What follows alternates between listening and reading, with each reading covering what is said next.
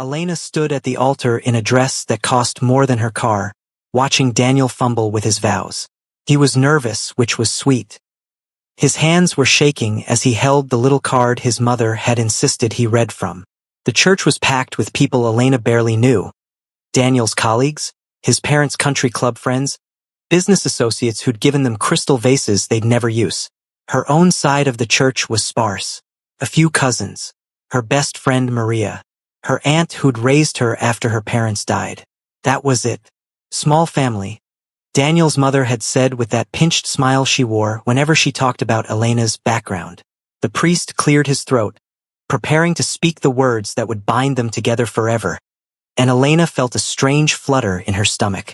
Not butterflies. Something else. Something that felt almost like warning. And then the doors at the back of the church opened. Not a gentle opening.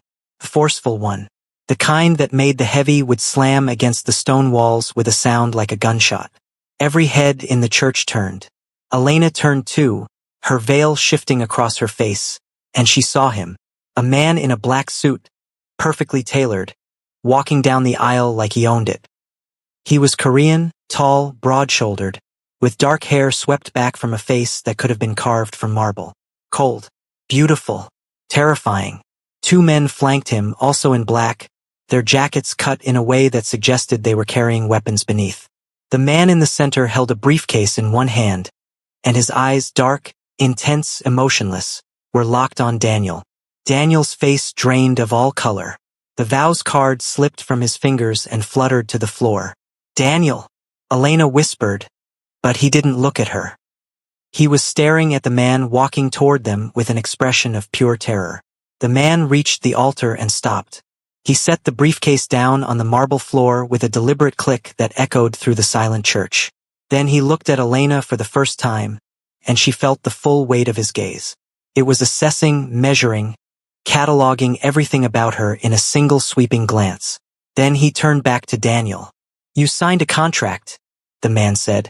His voice was low, calm, with a slight accent that made certain words sound almost musical.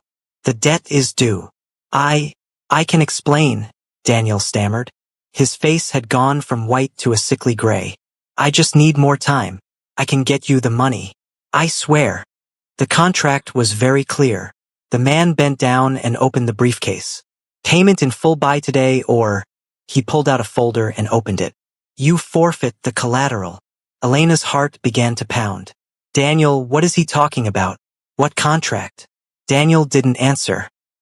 He was backing away from the altar, his eyes fixed on the folder in the man's hands like it contained a death sentence. The man turned the folder around so Elena could see. Inside were photographs. Daniel with other women. Daniel in hotel rooms, restaurants, the back seats of cars. Women who were decidedly not Elena. Dates stamped on the images going back years. Some from just months ago. Elena's breath caught in her throat. "Your fiancé," the man said, his tone conversational, "embezzled approximately $2 million from several of my legitimate business holdings over the past 18 months. When confronted, he begged for mercy. He signed a contract promising repayment with interest. When he could not pay, he offered collateral. He pulled out another document. A contract, signed in Daniel's handwriting. Elena saw the date. 6 months ago, right around the time Daniel had suddenly insisted they move up the wedding date, and she saw the terms. Her name was in the collateral section. "You used me as collateral?" Elena's voice was barely a whisper, but it cut through the church like a knife. "You bet me? Like property." "Elena, please, let me explain." Daniel reached for her, but the man stepped between them with a fluid grace that made it clear he was used to violence. "Do not touch her." The words were quiet but carried absolute authority. Daniel jerked back as if burned. The man looked at Elena again, and this time his expression softened just a fraction. "Your fiancé gambled that I would never collect on a debt involving a person. He was wrong." Elena felt the world tilting beneath her feet. The church, the flowers, the expensive dress. All of it suddenly felt like a stage set for a play she'd never agreed to be in. She looked at Daniel, at the man she'd spent 5 years with, the man she'd trusted, and she saw a stranger. "Is this true?" she asked. Daniel's mouth opened and closed. I was going to fix it. I was going to. Is this true? Yes. The word came out broken. But Elena, I love you. I never thought. You used me as collateral for stolen money and cheating debts. Elena's voice was shaking now, but not with tears, with rage. You were going to marry me today knowing you'd signed a contract that gave me away like a... She couldn't finish the sentence. She yanked the veil off her head and threw it at Daniel's feet.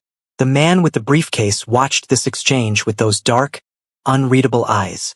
Then he turned to the priest, who was standing frozen at the altar, looking like he desperately wished he were anywhere else. You have a ceremony to complete, the man said. I will marry her instead. The church erupted. Gasps, whispers, someone's grandmother shrieking about the sanctity of marriage. Daniel's mother stood up, her face red with fury and champagne. Absolutely not. Who do you think you are? You cannot just. The man turned to look at her, and whatever she saw in his face made her sit down immediately and shut her mouth. He turned back to Elena. Your fiancé signed a contract offering you as collateral. The debt is due today. I am here to collect. You have two options.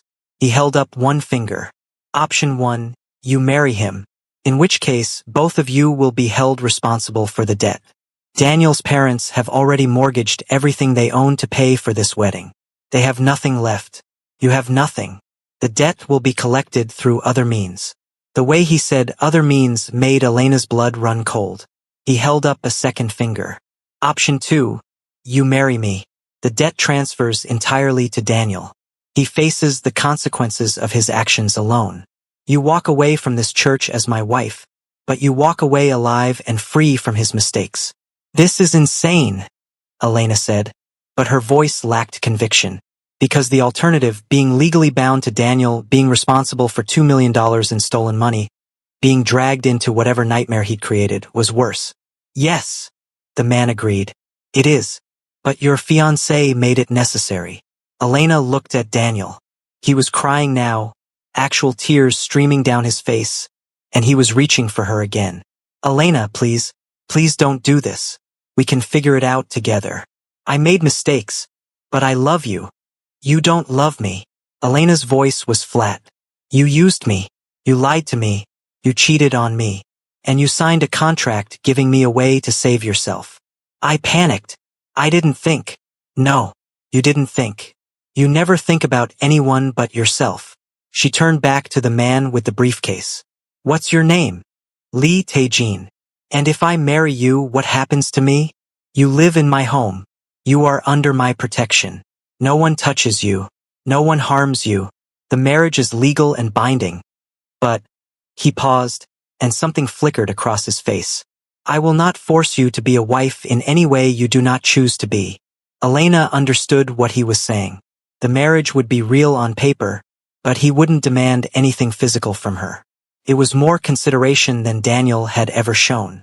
She looked around the church, at Daniel's parents, who were whispering furiously to each other, at Daniel himself, still crying, still reaching for her like she was a life raft, at Maria, her best friend, who was staring at her with wide, terrified eyes. And then she looked at Tae-jin, at this stranger who had walked into her wedding and offered her a way out of a nightmare she hadn't even known she was in. Okay, she said. I'll do it. The church exploded again. Daniel lunged forward, and one of Tae-jin's men caught him by the arm and slammed him back into the first pew with enough force to make the wood creak. Daniel's father stood up, shouting something about calling the police, and Tae-jin turned to him with that same cold, terrifying calm. By all means, call them, Tae-jin said, and explain how your son embezzled $2 million, committed fraud across state lines, and attempted to use a human being as loan collateral. I'm sure they will be very interested in that conversation. Daniel's father sat down. Tae-jin turned back to the priest. Proceed. The priest looked at Elena, his eyes searching her face for, what? Permission? Confirmation that she wasn't being coerced? Elena nodded slowly. The priest swallowed hard and opened his Bible with shaking hands. Before you continue, do me a favor. If the story is already gripping you, hit that like button and subscribe to the channel. Drop a comment telling me where you're watching from, because this is about to get even more intense. Trust me, you don't want to miss what happens next. The ceremony was a blur. Elena heard herself repeat words, felt Taejin slip a ring onto her finger. Where had he gotten a ring? Felt his hand, warm and calloused, grip hers with surprising gentleness. The priest's voice shook as he pronounced them husband and wife, and when Taejin leaned down to kiss her, it was nothing more than a brief, chaste press of lips to her forehead. Respectful, careful, nothing like the way Daniel had kissed her, all possessive and performative. And then it was done. Taejin kept her hand in his and turned to face the church. No one was smiling. Daniel was slumped in the pew, his head in his hands. His mother was sobbing into a handkerchief. The guests looked stunned, phones already out, no doubt texting everyone they knew about the insane wedding they just witnessed. Taejin led Elena down the aisle. She walked beside him in her expensive dress, her hand in his, and she felt like she was in a dream, or a nightmare. She couldn't tell which. Outside, a black car was waiting. Sleek, expensive, windows tinted so dark she couldn't see inside. One of Taejin's men opened the door, and Taejin helped her in, gathering up the massive skirt of her wedding dress so it wouldn't get caught in the door. He slid in beside her, and the door closed with a heavy thunk that made her feel like she'd just been sealed into a tomb. The car began to move. Elena stared out the window at the church growing smaller behind them, at the guests spilling out onto the steps, at Maria chasing after the car on foot before giving up and standing in the middle of the street with her hands over her mouth. Where are we going? Elena's voice sounded strange to her own ears, distant, like someone else was speaking. My home, Taejin said. You need time to process what just happened. You need space from him. Elena's voice cracked. I need to understand what the hell just happened to my life. Taejin was quiet for a moment. Then he said, your fiancé is a coward and a thief. He stole from me, and when he could not repay the debt, he tried to use you to buy himself more time. I do not negotiate with men like that. I came to collect what was owed. And what was owed was me? According to the contract he signed, yes. Elena closed her eyes. This is insane. This is completely insane. People don't do things like this. This is something out of a movie. And yet here you are. She opened her eyes and looked at him. Really looked at him. He was probably in his mid-30s with a face that gave away nothing. His suit probably cost more than Daniel's car. His watch was understated but clearly expensive. Everything about him screamed power and money and danger. Who are you? She asked. Really? I told you. Lee Taejin. That's a name, not an answer. Taejin studied her for a long moment. Then he said, I run business operations in this city. Some legal, some less so. Your fiancé got involved with the legal side and tried to steal from me. That was a mistake. You're a criminal. I operate in gray areas. That's the same thing. Perhaps. Elena felt hysterical laughter bubbling up in her chest. I just married a criminal to get away from a thief. My life is a joke. Your life, Taejin said quietly, was being used as collateral by a man who claimed to love you. I gave you an alternative. That is all. The car turned a corner, and Elena saw they were heading into the expensive part of the city, where the buildings were all glass and steel and money. She should be scared. She should be terrified. Instead, she just felt numb. What happens now? She asked. Now you rest. Tomorrow we will deal with the fallout. Your family will want answers. So will his. We will give them a story they can accept. What story? That we knew each other before. That when you were with him, you and I reconnected. That when he left you. Taejin's voice hardened. I made a choice. He didn't leave me. You took me. The public story will be that he panicked and ran. That I stepped in. It is cleaner that way. Elena shook her head. You've thought this all through, haven't you? You had this planned. I plan everything. The car pulled up in front of a tall building, all sleek lines and reflective glass. A doorman hurried over to open the car door, and Taejin got out first, then offered Elena his hand. She took it because she didn't know what else to do, and he helped her out of the car. Her dress was absurdly huge, and maneuvering it through the lobby was almost comical. Almost. If her entire life hadn't just imploded, she might have laughed.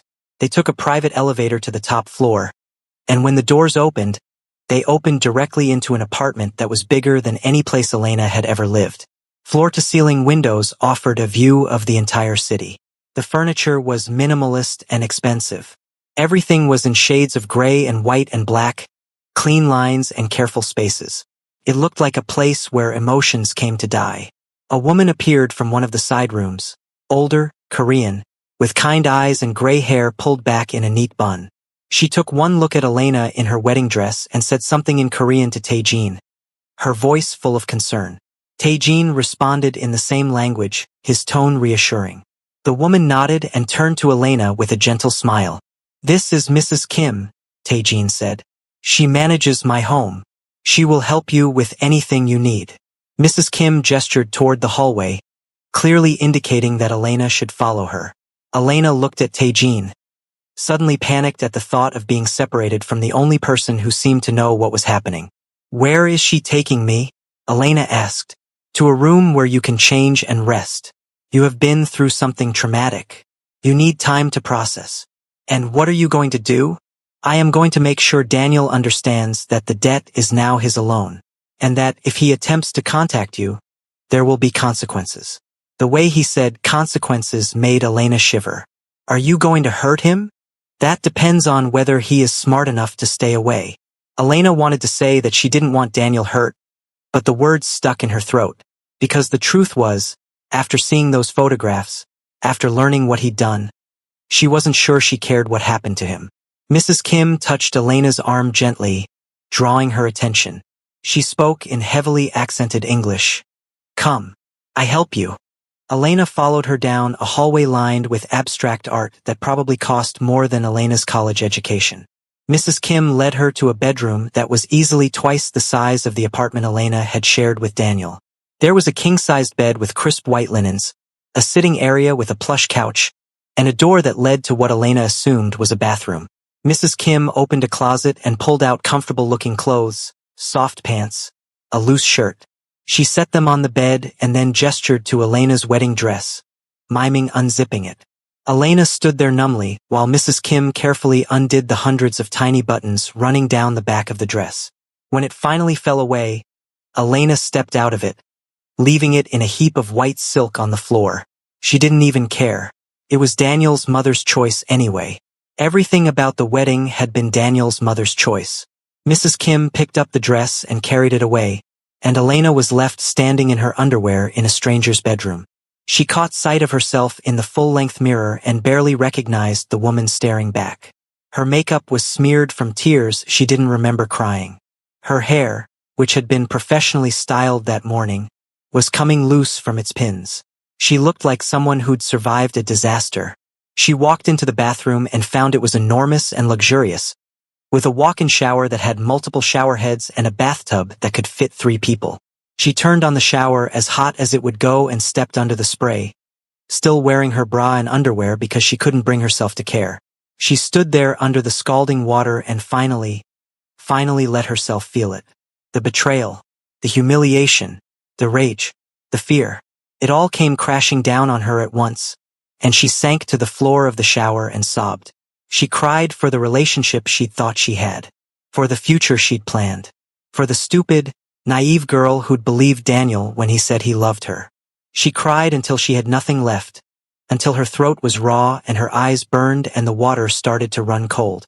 Then she got up, turned off the shower, and dried herself with a towel that was softer than anything she'd ever felt. She put on the clothes Mrs. Kim had left for her. They fit perfectly, which was strange and slightly unsettling, and walked back into the bedroom. She climbed into the bed, pulled the covers up to her chin, and stared at the ceiling. Her phone was still in her bouquet, which was probably still at the church. She had no way to contact anyone. No way to tell Maria she was okay. No way to call her aunt and explain what had happened.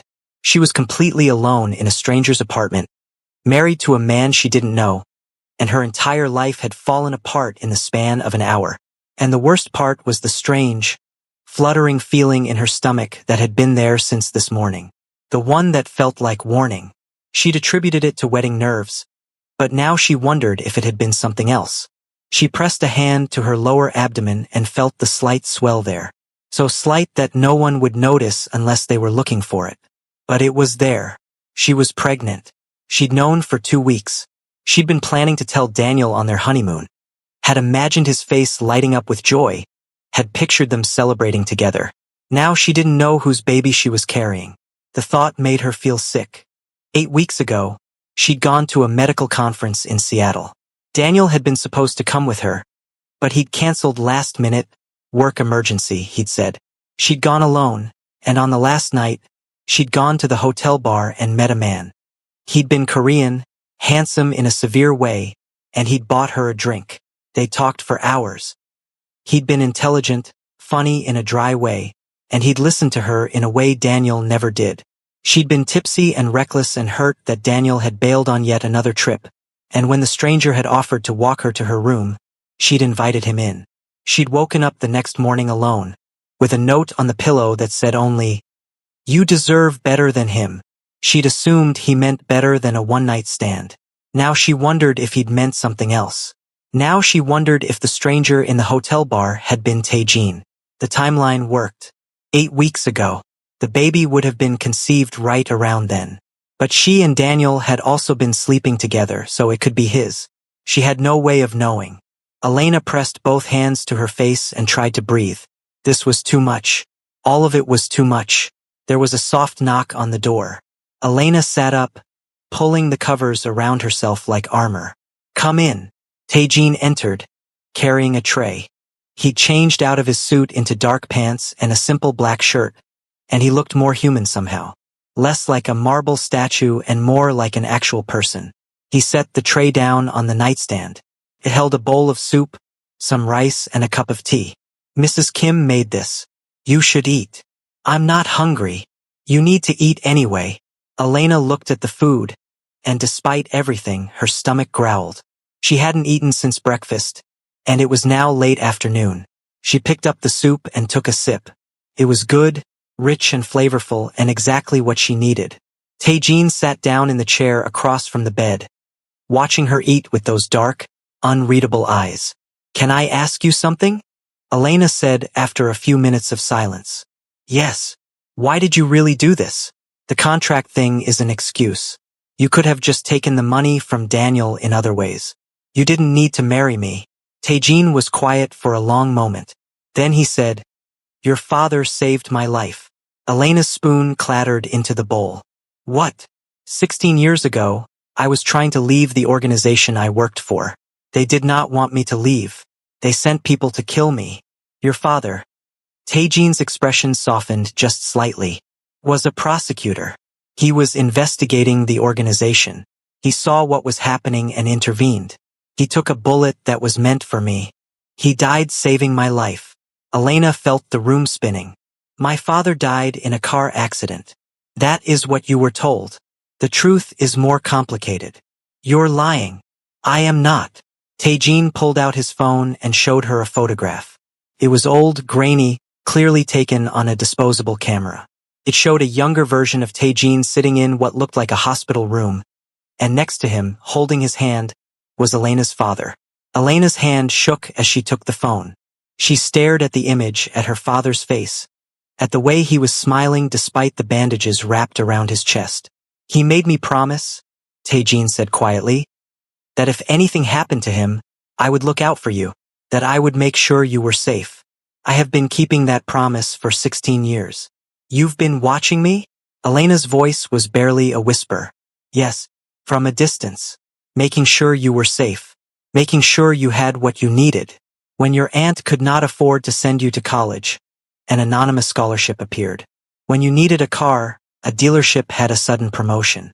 When you got sick 3 years ago and needed surgery, your insurance mysteriously covered everything." Elena set the phone down with shaking hands. "That was all you?" "Yes. Why didn't you just tell me? Why didn't you?" "Because you deserved a normal life. You deserved to grow up without the shadow of what I am hanging over you. But when I discovered what Daniel was doing, when I saw that he was using you, I could not stand by anymore." Elena felt tears burning in her eyes again. So you married me out of obligation, out of some promise you made to my dead father. No, Taejin leaned forward, his elbows on his knees, and he looked at her with an intensity that made her breath catch. I married you because when I saw you standing at that altar, about to bind yourself to a man who did not deserve you, I realized that I could not let it happen. The promise to your father was part of it, yes. But the truth is that I have been watching you for 16 years. Elena, I have seen you grow into a woman of strength and intelligence and compassion. I have seen you survive things that would have broken other people. And he paused, and something flickered across his face. I could not stand the thought of you wasting your life on someone like him. Elena stared at him. You don't even know me. I know you better than you think. Watching someone from a distance is not the same as knowing them. Perhaps not. But I know enough. Elena set the soup aside, no longer hungry. This is insane. All of this is insane. Yes. I should leave. I should walk out of here right now and never look back. You could, Taejin agreed. But where would you go? Back to Daniel? Back to the man who used you as collateral? Back to the apartment you shared with him, filled with his things and his lies.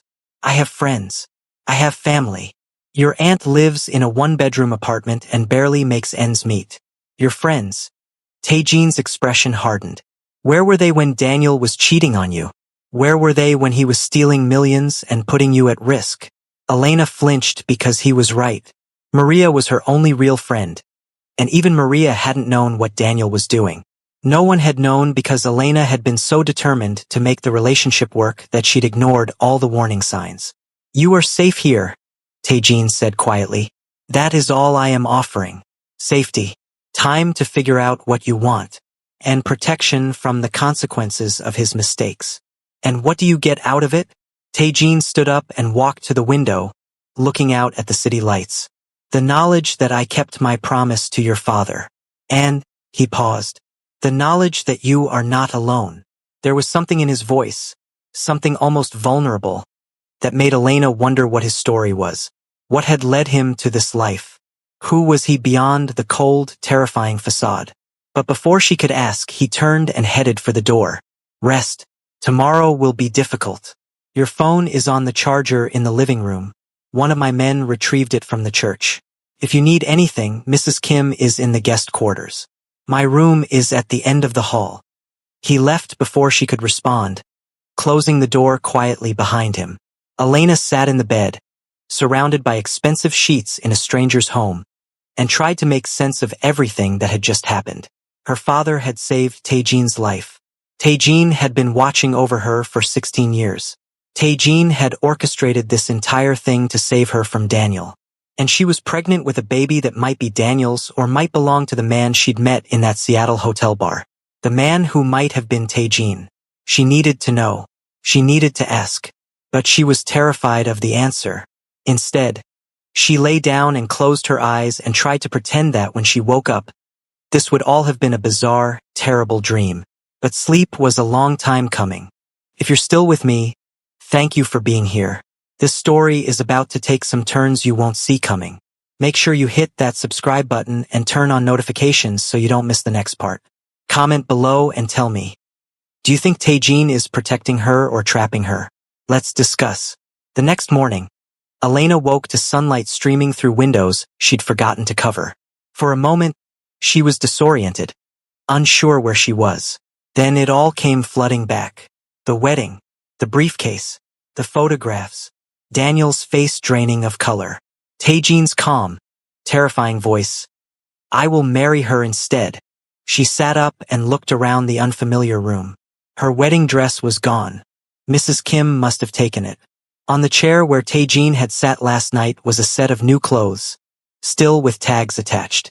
Jeans in her exact size, a soft sweater, underwear also in her size, which was both thoughtful and deeply unsettling. How did he know her size? How long had he really been watching? Elena got dressed slowly, her mind racing. She needed her phone.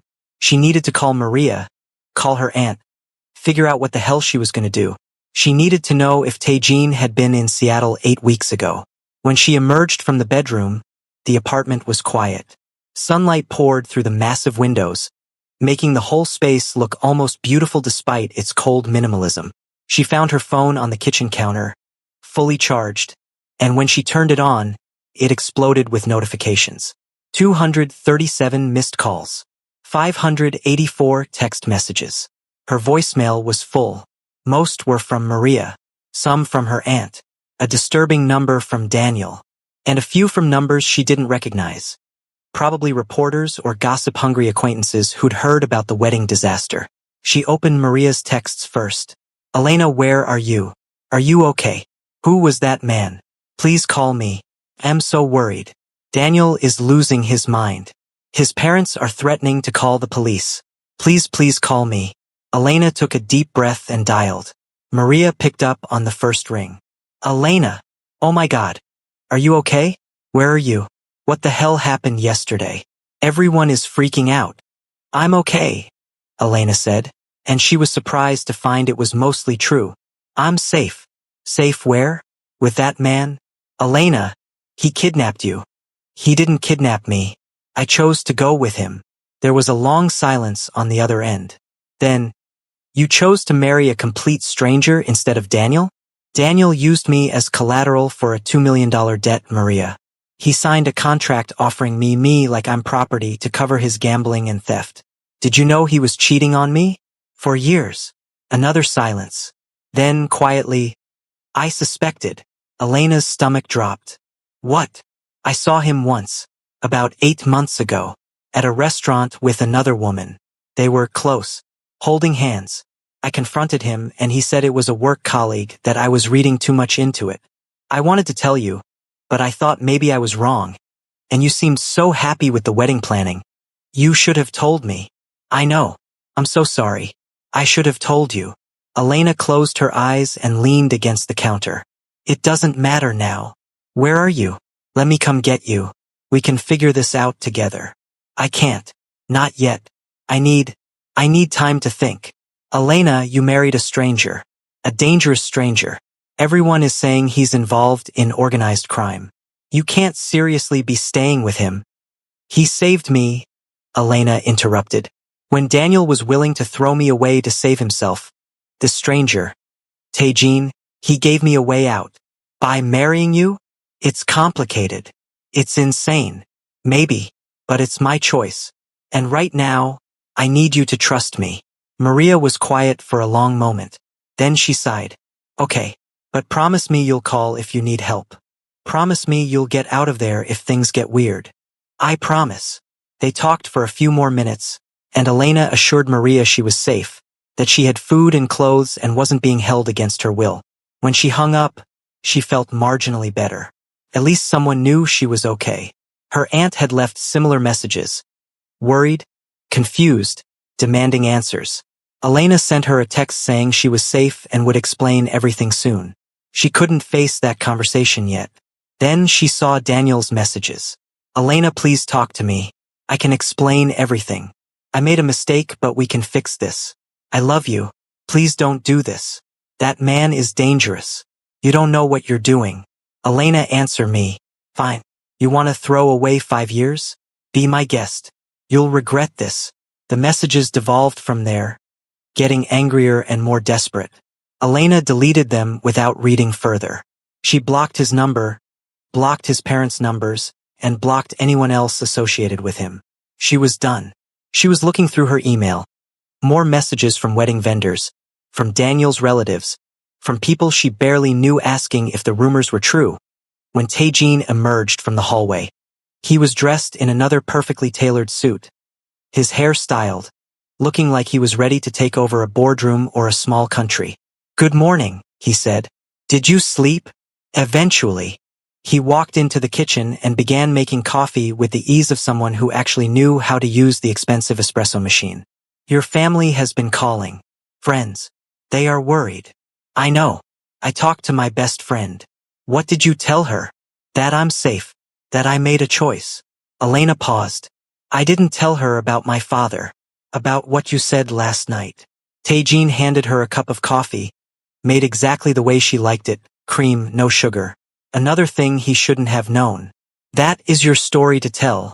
When you are ready. Elena took the coffee and wrapped her hands around the warm cup. I need to ask you something. Go ahead. 8 weeks ago. Were you in Seattle? Taejeon's expression didn't change, but something flickered in his eyes. Yes. Elena's heart started pounding. Did you at a hotel bar, did we? Yes. The word hung in the air between them. Elena felt the room tilting again.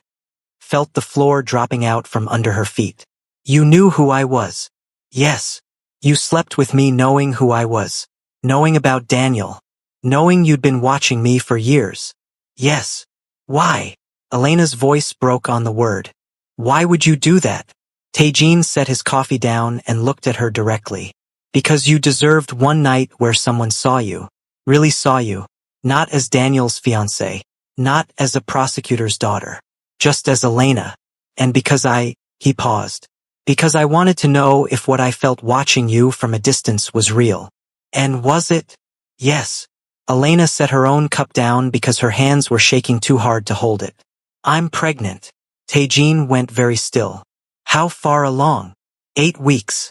The silence stretched between them, heavy and loaded with implications.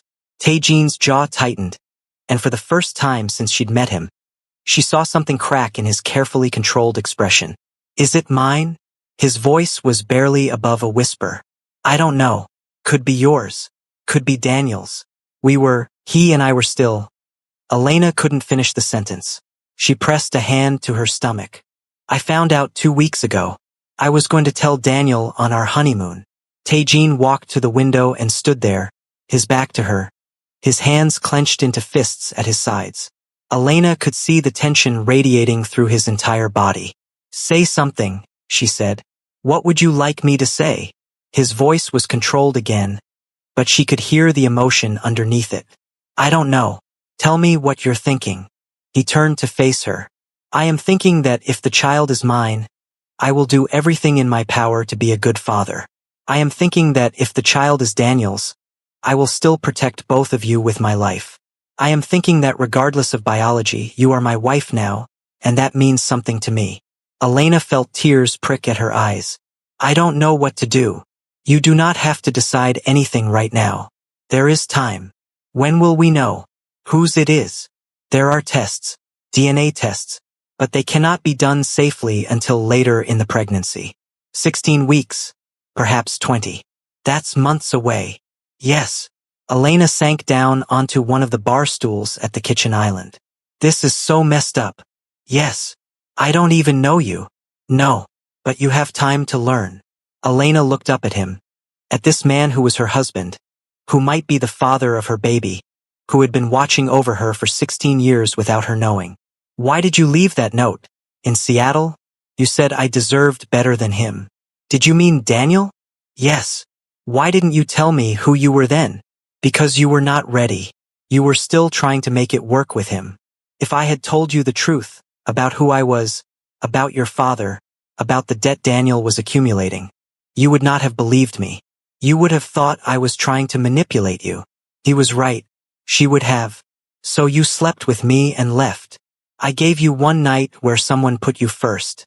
Where someone listened to you, saw you, wanted you for who you are and not what you could provide them. That is all. Elena wanted to be angry. She wanted to accuse him of manipulation, of crossing lines, of being a creep who'd stalked her for years. But the truth was, that night in Seattle had been the first time in months, maybe years, that she'd felt truly seen. The stranger in the bar had asked her about her work, her dreams, her thoughts on things that mattered. Daniel had never done that. I need time, she said. I need to process all of this. Take all the time you need. I want to see proof. About my father. About what you said. Taejeon nodded. I will arrange it. Elena stood up. And I want to understand what being married to you actually means. What your world is. What I'm part of now.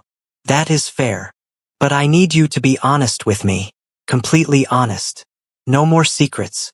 I will tell you anything you want to know. Elena took a deep breath. Okay. Then start talking. And he did. Over the next several hours, Taejeon told Elena everything. He told her about how he'd been recruited into a crime organization when he was 17, desperate and angry after his parents died. He told her about the violence he'd witnessed, the things he'd done that haunted him. He told her about trying to leave and how her father had intervened, had taken that bullet, had made him promise to be better. He told her about building his own organization from the ground up, about trying to operate in that gray space between legal and illegal, about the enemies he'd made and the people who wanted him dead.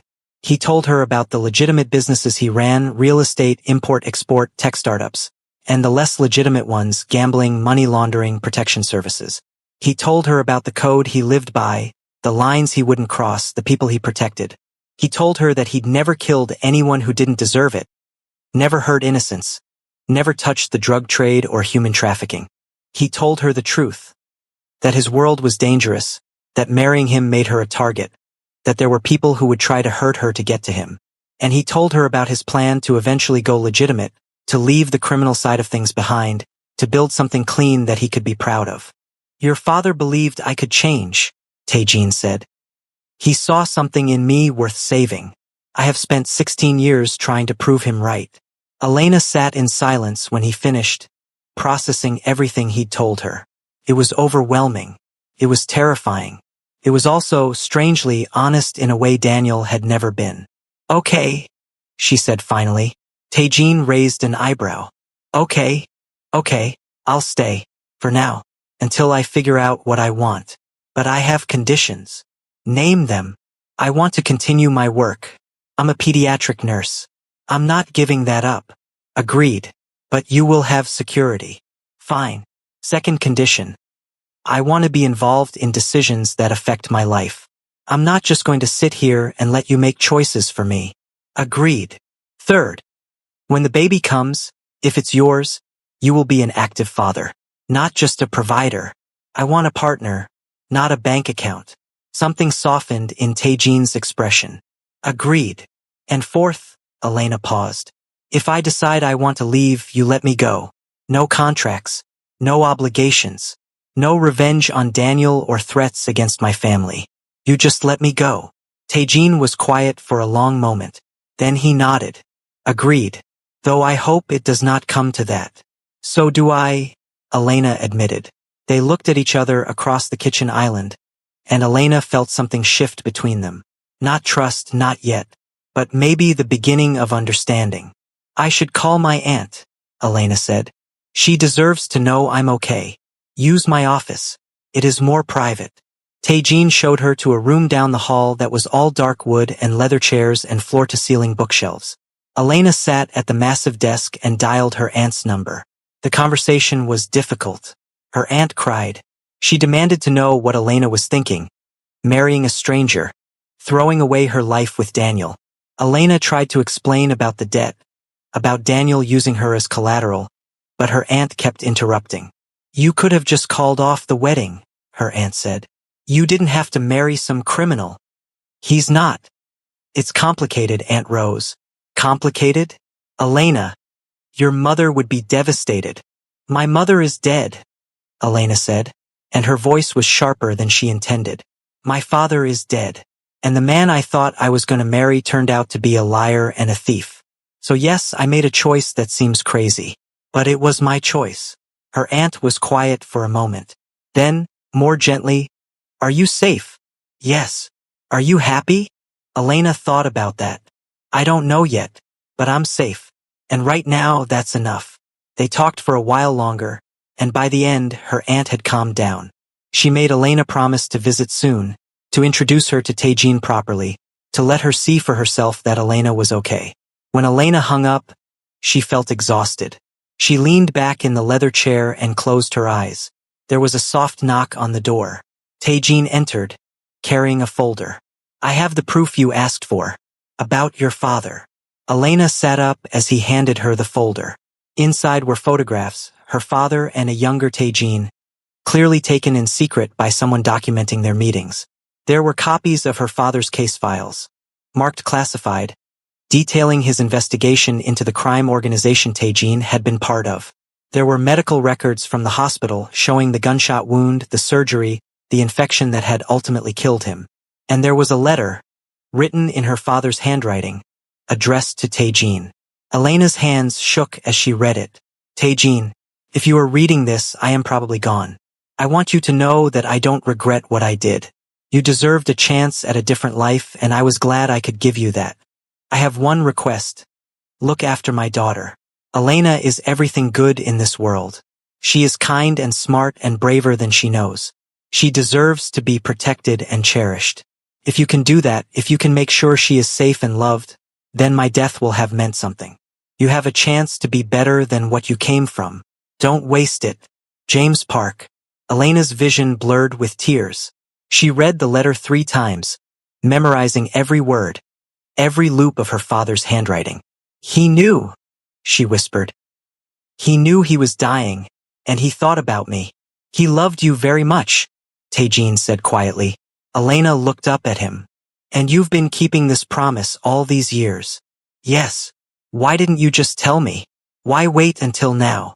Because you needed to live your own life first. You needed to make your own choices, have your own experiences. I could not hover over you like a guardian angel. That would not have been fair to you. Elena wiped her eyes. Thank you for showing me this. Tejean nodded and turned to leave, but Elena stopped him. Wait, I have one more question. He turned back. That night in Seattle, was it just about keeping a promise to my father? Or was it something else? Tejean looked at her for a long moment. Then he said, I told myself it was about the promise. But the truth is, I had been watching you for so long, seeing your strength, your compassion, the way you fought for your patients, the way you tried to see the best in people even when they did not deserve it. And I wanted, he paused, I wanted one night where I could be close to you, where I could talk to you as an equal, not as some shadowy protector. That was selfish of me. Was it just one night for you? Elena asked. Or did you want more? Tejean's jaw tightened. I wanted more, but I knew you were with him. I knew you were trying to build a life. So I took that one night and I left. And now you are my wife, and I will give you whatever you need. Space, time, distance, or... He looked at her with an intensity that made her breath catch. Or something more, if you ever want it. Elena stood up and walked over to him. She stopped just in front of him, close enough to feel the heat radiating from his body, close enough to see the flecks of gold in his dark eyes. I don't know what I want yet, she said honestly. I don't know if I can trust you. I don't know if this can ever be real. But I want to try. That is enough, Tejean said. Elena reached up and touched his face, tracing the sharp line of his jaw. He closed his eyes at the contact, and she felt him tremble slightly. For all his control, for all his power, her touch affected him. Kiss me, she said. His eyes opened. Elena, not because of the baby, not because of my father, not because of any obligation. Kiss me because you want to. Tejean cupped her face in his hands, his touch gentle despite the strength she could feel in his fingers. I want to, he said. I have wanted to since the moment I saw you. And then he kissed her. It was nothing like the chaste kiss at the altar. This was deep and hungry and full of all the wanting he'd been holding back. Elena kissed him back, her hands fisting in his shirt, pulling him closer. He lifted her up, and she wrapped her legs around his waist, and he carried her to the desk, setting her down on it without breaking the kiss. His hands moved to her waist, slipping under her sweater, and Elena gasped at the contact. He pulled back, breathing hard. We should stop, he said, but his hands were still on her skin, his fingers digging into her waist in a way that suggested he didn't really want to stop. Why? Because you are pregnant. Because you have been through something traumatic. Because I do not want you to regret this. Elena pulled him back down to her. I won't regret it. You cannot know that. Maybe not, but I know that I want this. I want you. Right now, in this moment, I am choosing you. Something in Tejean's expression cracked. He kissed her again, and this time there was no holding back. They shed clothes desperately, urgently, and when they came together it was with an intensity that took Elena's breath away. It was different from that night in Seattle. That had been about escape, about pretending to be someone else for a few hours. This was about claiming each other, about making a choice in full knowledge of who they were and what it meant. Afterward, they lay tangled together on the couch in Tejean's office, their breathing slowly returning to normal. Tae-Jean held her close, his hands splayed protectively over her stomach where their baby, or Daniel's baby, was growing. No regrets? He asked softly. Elena thought about it. About Daniel and the wedding that had fallen apart. About her father and the promise Tae-Jean had kept. About the uncertain future and the baby whose paternity was unknown. No regrets, she said, and she meant it. Hey, if you're still here, you're amazing. This story has so many more twists coming. Hit that like button, subscribe, and comment below. Do you think the baby is Tae-Jean's or Daniel's? What do you think Daniel will do next? Let me know your theories. Over the following weeks, Elena settled into her new life. She returned to work at the hospital, though now she had a security detail that followed her everywhere. Two quiet men in dark suits who sat in the hospital cafeteria and watched her floor. Her co-workers whispered. Some were supportive, others were judgmental, but Elena had stopped caring what people thought. She was too busy trying to figure out who she was now that her entire life had changed. Daniel tried to contact her multiple times. He showed up at the hospital once, and Tae-Jean's security escorted him out so quickly that he barely made it through the lobby. He sent letters, emails, even tried to reach her through mutual friends. All of them went unanswered. Elena heard through Maria that Daniel's life was falling apart. His parents had cut him off financially. The legal consequences of his embezzlement were catching up with him. He'd been fired from his job and was facing criminal charges. Elena felt nothing when she heard this. Not satisfaction, not pity, just nothing. That chapter of her life was closed. Her life with Tae-Jean was strange but not unpleasant. He was gone most days, handling business she didn't ask about. But when he was home, he was attentive in a way Daniel had never been. He asked about her day, listened when she talked about difficult cases at work, made sure she was eating enough now that the morning sickness had started. They had dinner together most nights. Sometimes they talked for hours.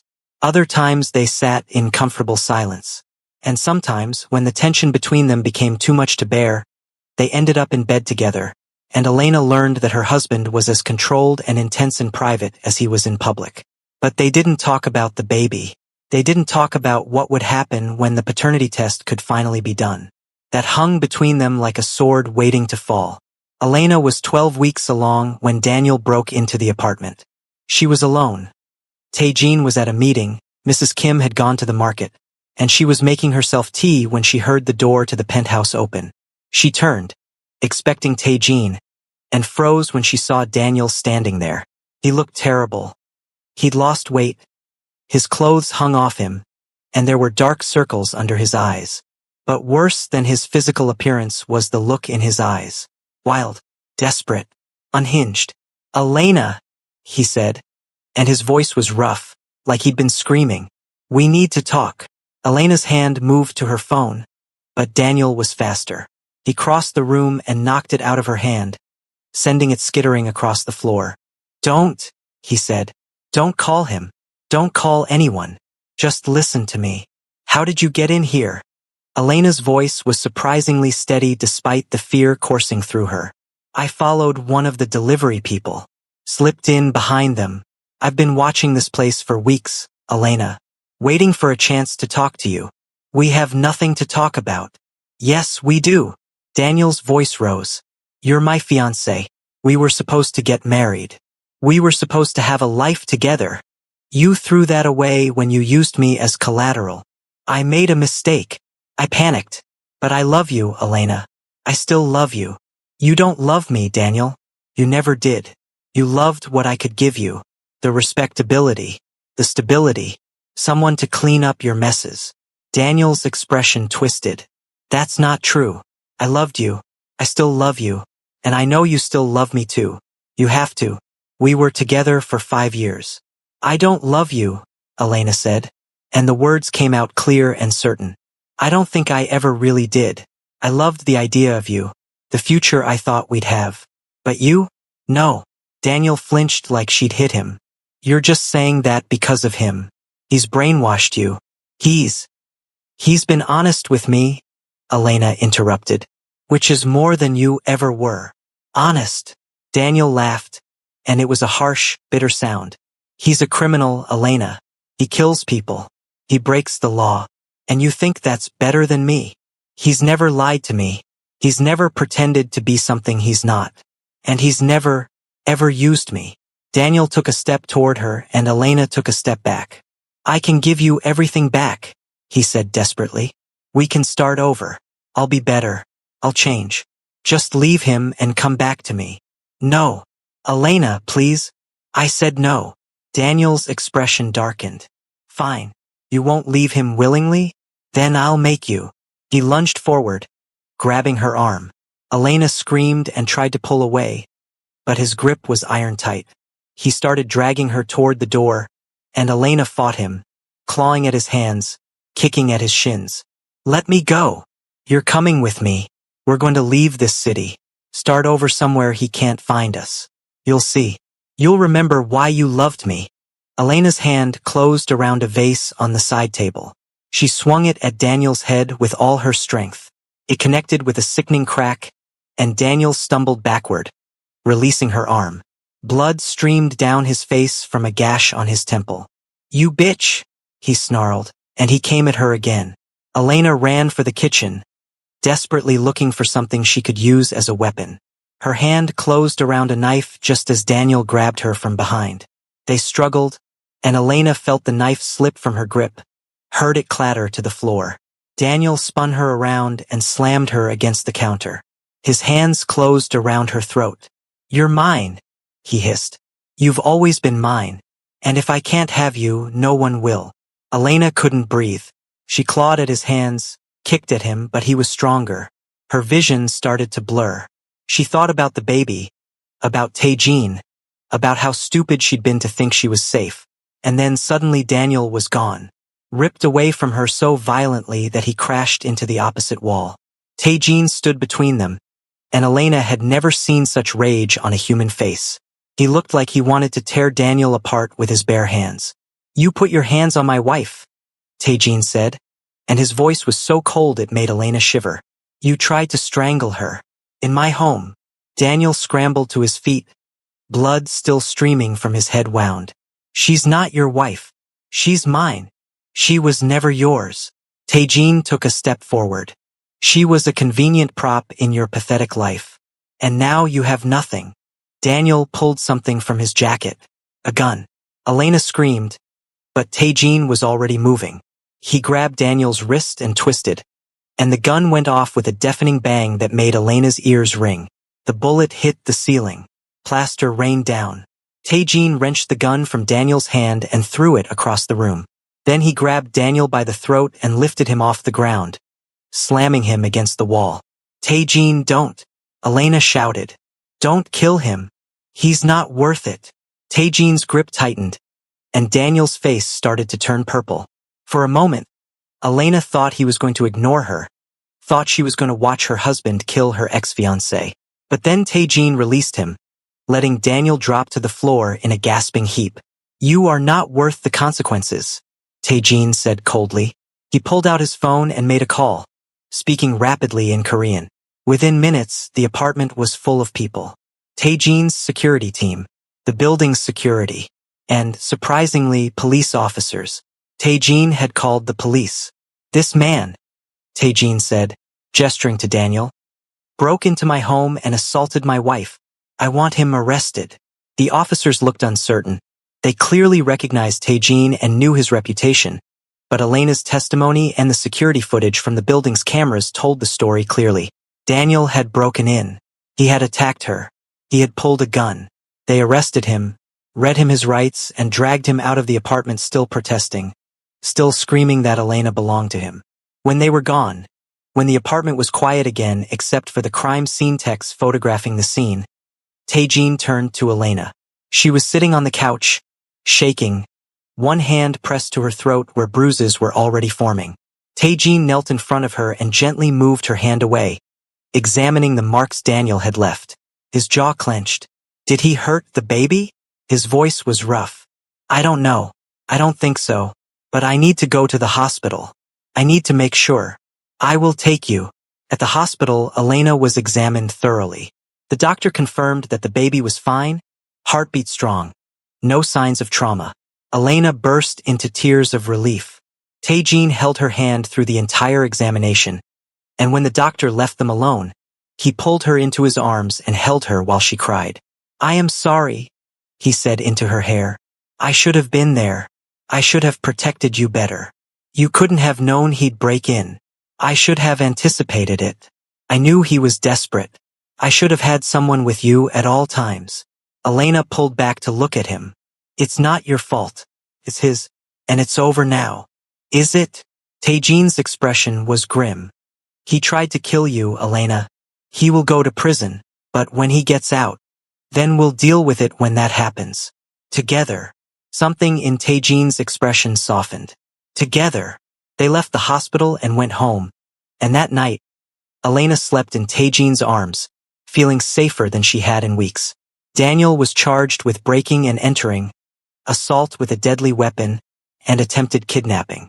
With his prior embezzlement charges, he was looking at serious prison time. His parents hired expensive lawyers, but the evidence was overwhelming. Elena testified at his trial. She looked him in the eye and told the jury everything, about the contract, about the collateral, about the cheating, about the attack. Daniel's lawyers tried to paint her as a scorned woman who'd run off with a criminal, but the evidence didn't lie. Daniel was convicted on all counts. He was sentenced to 15 years. When the verdict was read, Daniel looked at Elena one last time. There was no love in his eyes anymore, only hate. Elena looked back at him and felt nothing. She walked out of the courtroom with Taejean at her side and didn't look back. If this story is keeping you on the edge of your seat, do me a favor. Like this video, subscribe to the channel, and share it with someone who loves a good drama. Comment below and tell me what you think of Elena's choices. Would you have done the same? Elena was 16 weeks pregnant when she and Taejean went for the appointment that would change everything. The doctor was one of Taejean's personal physicians, discreet, expensive, and willing to do the paternity test without asking uncomfortable questions. Elena lay on the examination table while the doctor drew blood for the DNA test. Taejean had already provided his sample. Daniel's DNA would be pulled from evidence the police had collected during his arrest. "Results will take about a week," the doctor said. "I'll call you as soon as they're ready." That week was the longest of Elena's life. She and Taejean didn't talk about what the results might mean. They existed in a strange limbo, both terrified and hopeful in equal measure. Elena found herself studying Taejean, looking for signs that he would leave if the baby wasn't his, looking for cracks in his composure. But he remained steady, attentive, present. One night, she woke up to find him standing at the window, looking out at the city lights. "Can't sleep?" she asked. He turned. "I keep thinking about what happens if the baby is his." Elena sat up. "What do you want to happen?" "I want." Taejean paused. "I want to be this child's father, regardless of biology. But I do not know if that is fair to you, or to the child." Elena got out of bed and walked over to him. She took his hand and placed it on her belly, which was just starting to show a small bump. "Feel that?" she said softly. "What?" "That's your baby. Maybe not biologically. Maybe it is. But you're the one who's been here. You're the one who holds me when I'm sick. You're the one who asks how I'm feeling.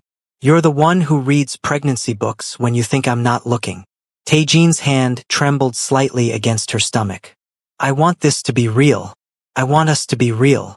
We are real." He pulled her into his arms and kissed her, slow and deep and full of all the emotions he usually kept locked away. When the doctor finally called, Elena and Taejean were sitting together on the couch. Elena had her head on his shoulder, and he was reading to her from a book about infant care that he'd bought and been too embarrassed to mention. Taejean answered the phone on speaker. "Yes, Mr. Lee, I have the results of the paternity test." Elena sat up, her heart pounding so hard she thought it might break through her chest. Taejean's hand found hers and gripped tight. "And?" Taejean's voice was steady, but Elena could feel the tension in his body. "The baby is yours, Mr. Lee. There is a 99.9% match. Congratulations."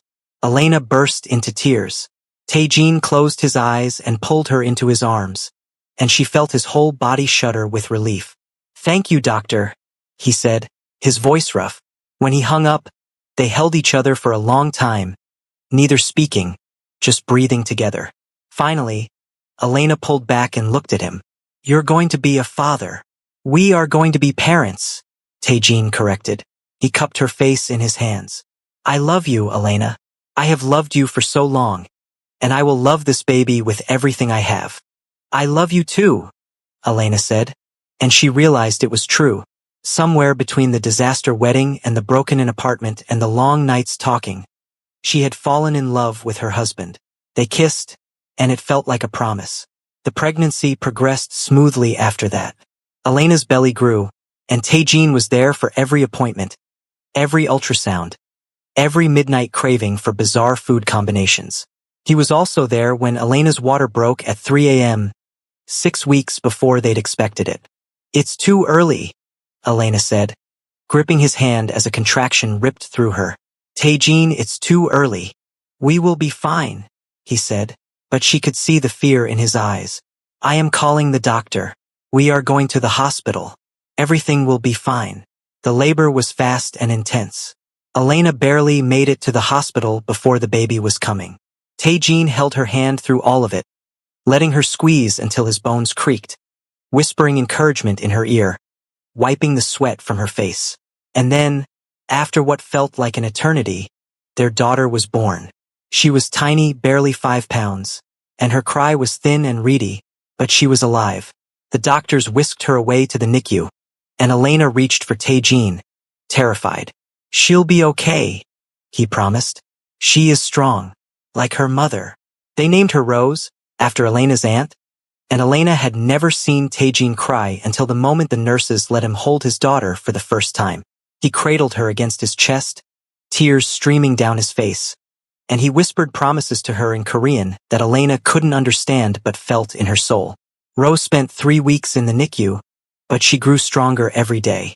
And when they finally brought her home, Elena stood in the nursery that Taejin had spent months preparing and felt like her life had finally found its purpose. Taejin wrapped his arms around her from behind, resting his chin on her shoulder as they watched their daughter sleep. Thank you, he said softly. For what? For giving me this. For giving me a family. For giving me a reason to be better. Elena turned in his arms and kissed him. Thank you for saving me. You saved yourself. I just gave you an option. Elena thought back to that day in the church, to Daniel throwing the ring at her, to Taejin walking down the aisle with that briefcase full of evidence. Felt like a lifetime ago. Felt like yesterday. No regrets? She asked, echoing the question he'd asked her months ago. Taejin looked at her, at their daughter sleeping peacefully in her crib, at the life they'd built from the ashes of Elena's broken wedding. No regrets, he said, and he meant it. 5 years later, Elena pushed Rose on the swing in the private playground behind their house. They'd moved out of the penthouse when Rose turned 2, and watched her daughter's delighted squeals fill the air. Higher, Mama. Higher. Any higher and you'll fly away. Elena laughed, but she pushed harder anyway. Taejin was in the kitchen preparing dinner. Over the years, he'd slowly extricated himself from the more dangerous aspects of his business. He still operated in gray areas, still had connections and power, but he'd kept his promise to Elena's father. He was better now. Their life wasn't perfect. There were still threats occasionally, still enemies who tried to use Elena or Rose to get to Taejin, but they handled it together.